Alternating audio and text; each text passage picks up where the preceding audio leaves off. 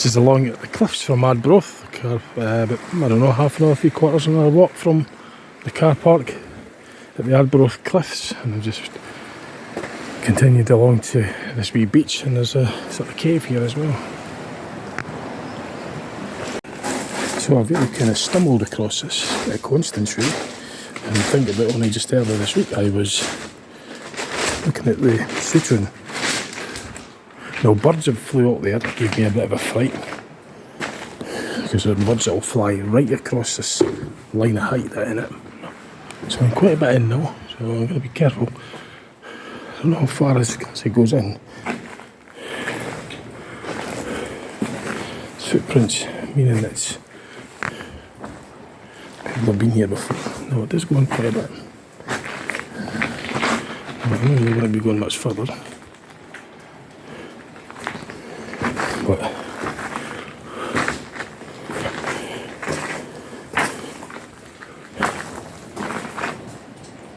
that's as far as I'm going. That's as far as I'm going. And it feels really odd because all the sounds echo, which makes me just kind of feel bizarre, spooked. You see just how far.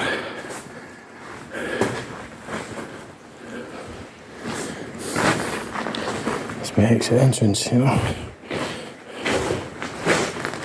Be careful. It's a heart raising a little bit when you further you go in, the further I go in anyway. But I'm just always careful with that. So just if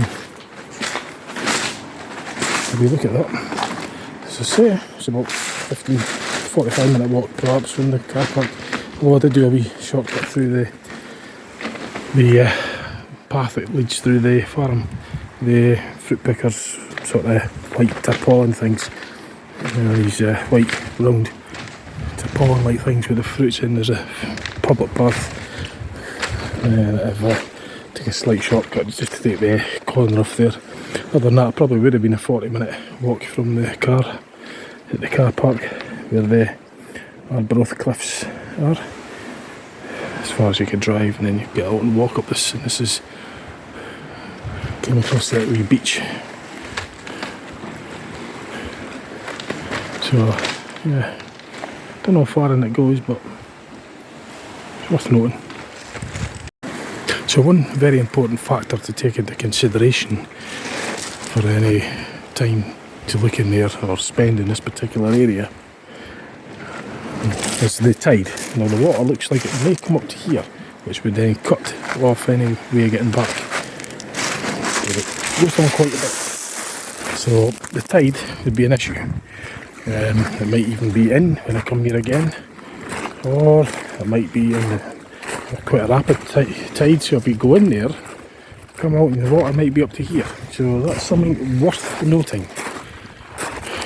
So 3 people would be here, 1 to guard the entrance exit, keep it on the tide, and 2 would go in, 1 with somebody else with me, not going in alone.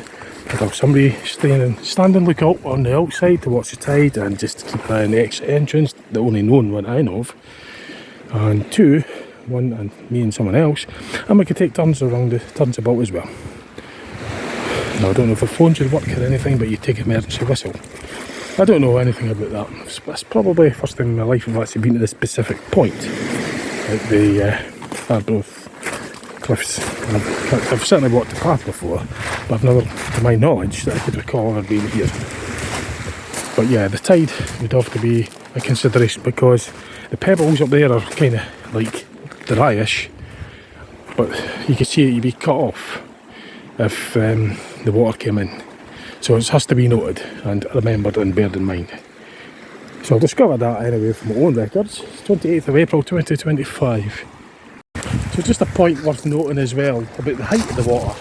It comes out to that level there, and it meets the rock face there. So just to sort of put it in perspective, so when you're in the open like this, it's hard to sort of judge how deep the water might be.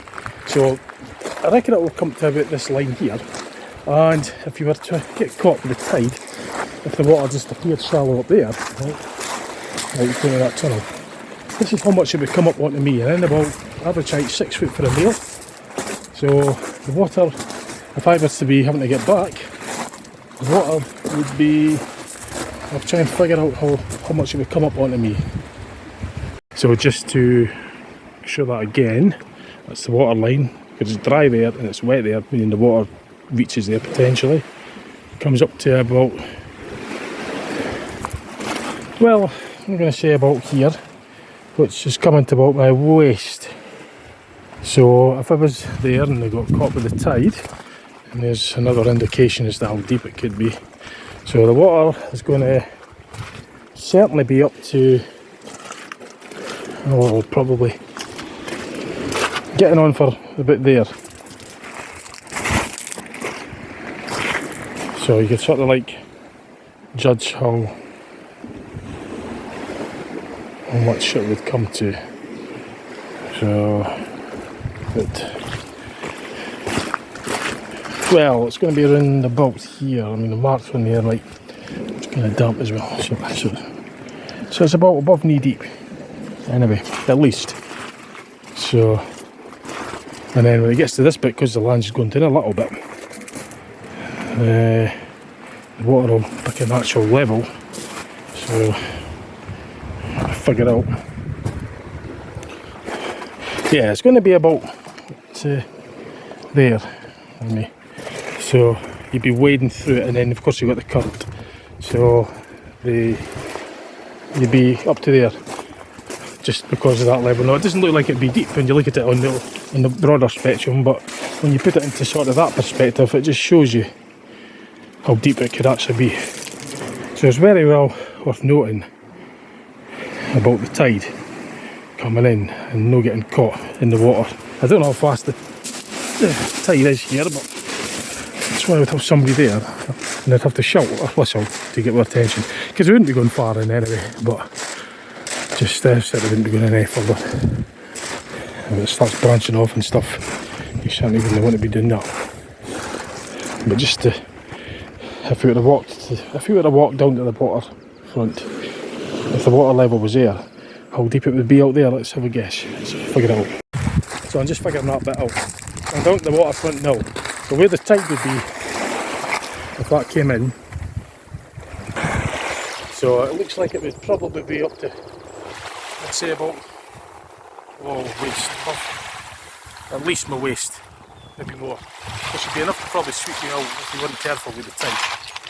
So, it's just when you see it in wide open spaces like that, it's easy to not appreciate how deep the water could be.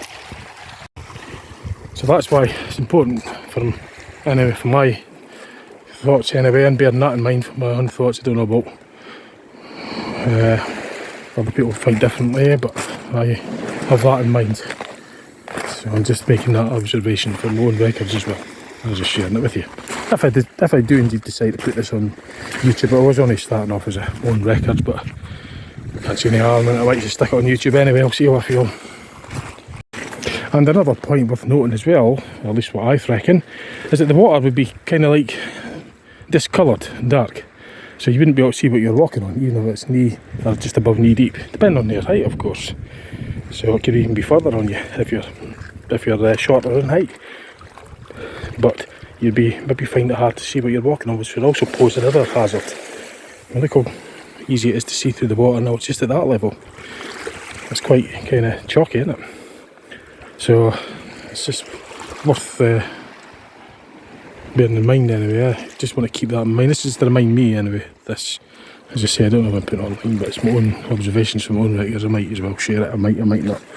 Just see how I feel on the editing.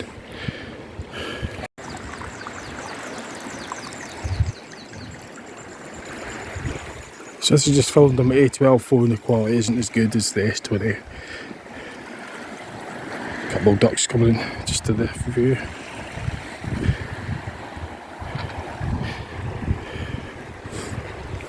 And the path's just up there, so I'll be turning left when I get up there, heading back to the car park. It's been out a wee while, so I can't miss it. That's basically, it's just down there, caves on the left.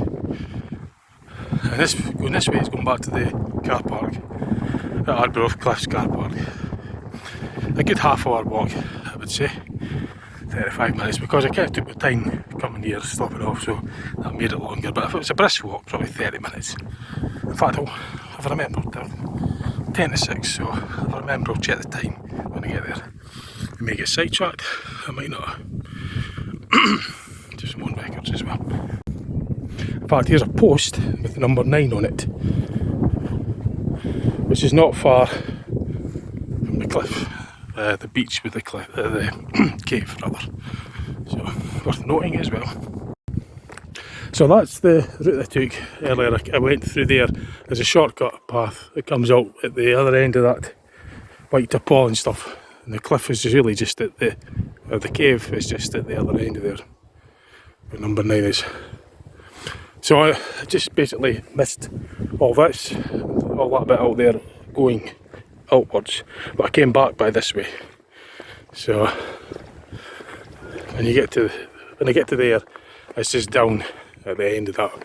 Basically, that comes out the other gate, which is right next to where the beach is.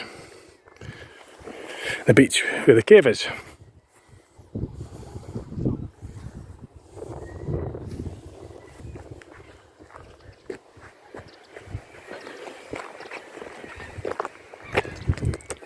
And that was what was on the other side down there as well.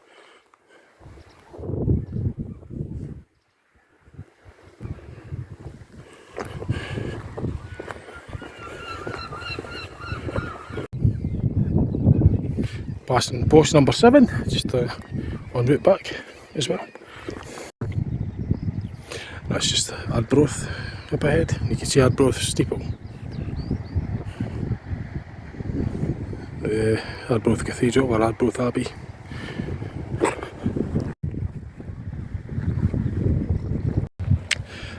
Right, so that's just back to the car park. Quarter past 6. Took me about 25 minutes, although it's slightly after, I could do a couple of edits. But it was, by the time I got here, it was 6:15, so a 25-minute walk. I might go back again with 3 people at least, for the reasons that I mentioned before. Now looking at this information board, it may be Buffin's Cave perhaps, maybe not, I don't know, I'll just show you. But there's an information board here with, I reckon it would be number 25 would be that beach, was it? Castlesea Bay, perhaps, and I think cave was about there.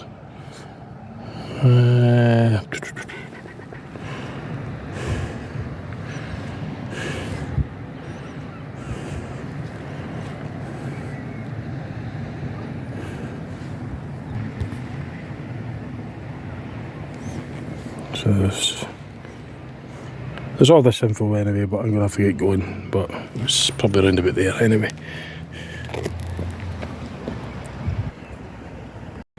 Anyway, I'll get a proper look at that later on. I know how to get to it anyway, so right, I've got to get going, see what else I put on my channel, and as I say, if I do go back with some other people, then I could do a YouTube video as well, so, to show you more about what I'm doing there, and I won't go as far as I feel comfortable about doing, so I won't go in any further than I feel comfortable.